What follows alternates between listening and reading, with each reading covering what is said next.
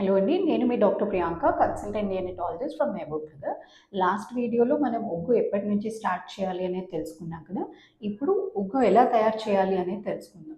So 180 days complete అయిన తర్వాత మీ బేబీకి ఎక్స్క్లూజివ్లీ బ్రెస్ట్ ఫెడ్ ఇచ్చిన తర్వాత 7th మంత్ స్టార్ట్ అయిన ఫస్ట్ డే నుంచి మీరు ఉగ్గు పెట్టొచ్చు.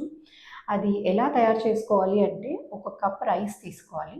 దానికి 1/4 కప్ తూర్ దాల్ అంటే కందిపప్పు కానీ, ఇంకొక 1/4 కప్ మూంగ్ దాల్, 1/4 కప్ చనా దాల్ కానీ, ఇంకా చిక్ పీస్ కానీ తీసుకోవచ్చు. అంటే పెద్ద శనగలు ఉంటాయి కదా, వాటిని చిక్ పీస్ అంటాము.